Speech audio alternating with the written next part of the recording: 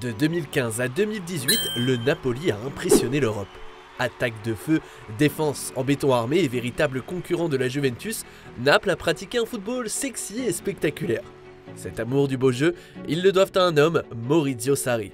Pourtant, l'Italien n'était qu'un illustre inconnu à son arrivée dans la Campanie. Comment Sarri a-t-il poursuivi le redressement napolitain entamé dans les années 2010 ? Abonne-toi pour avoir le meilleur du foot en vidéo.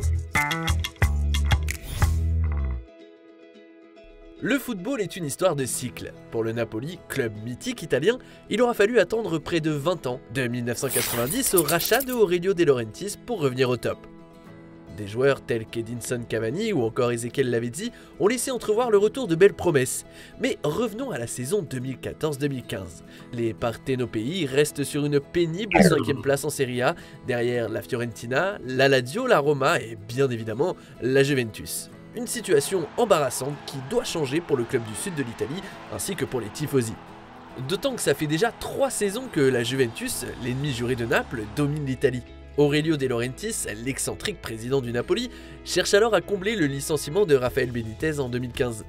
En poste depuis 2013, le coach espagnol n'a pas fait long feu après avoir terminé à une décevante 5e place.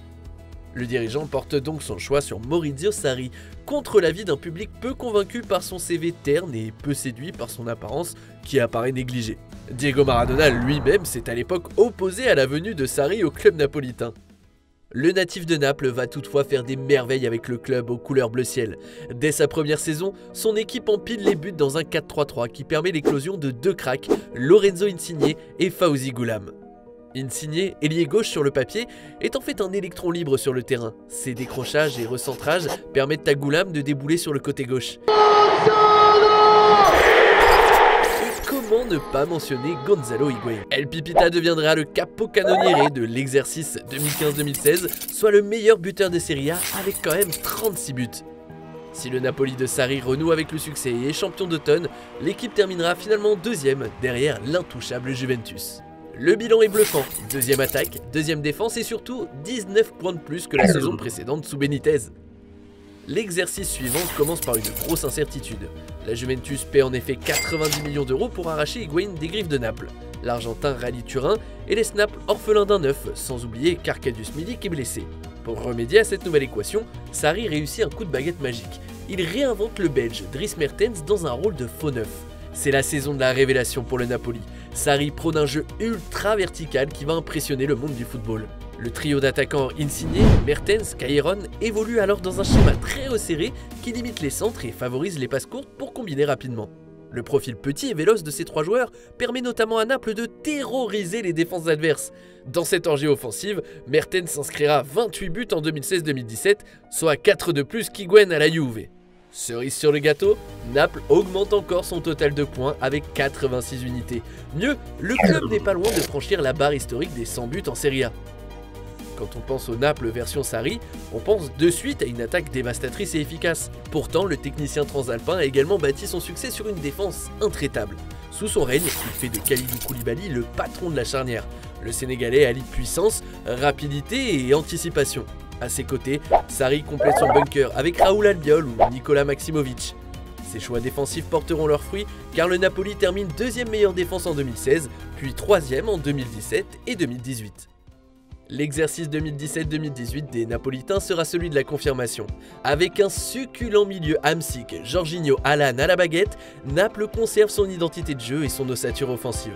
Des 3, Hamsik est le créateur, le meneur de jeu de cette formation, le génie qui fait la différence. Jorginho et Alan sont eux aussi essentiels.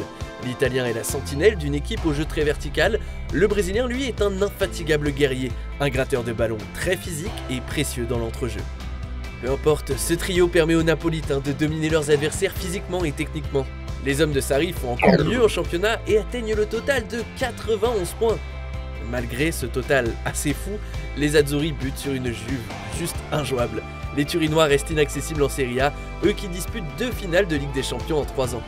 Enfin, sur le plan européen, le Napoli déçoit.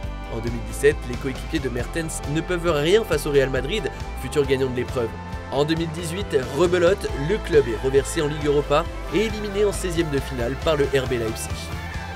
Si ces années Sarri à Naples sont sexy, excitantes voire érotiques dans le jeu, ce ce n'est pas la même histoire question trophée. Pire, c'est le désert. En 3 saisons, Sarri et ses hommes n'ont rien gagné, pas un seul trophée. Lassé, Sarri finit par céder aux sirènes de Chelsea et de la Première Ligue en 2018. Il laisse derrière lui un souvenir impérissable, le souvenir d'une équipe sexy et irrésistible. Et vous, est-ce que vous pensez que le club napolitain aurait mérité de remporter le championnat d'Italie ? Merci d'avoir regardé notre vidéo. Si tu as kiffé, n'hésite pas à parler de notre chaîne autour de toi, d'aimer, de partager. Ça nous aide énormément pour continuer de créer encore plus de contenu sur l'actu foot. Quant à moi, je te dis à très vite pour une nouvelle vidéo. Ciao!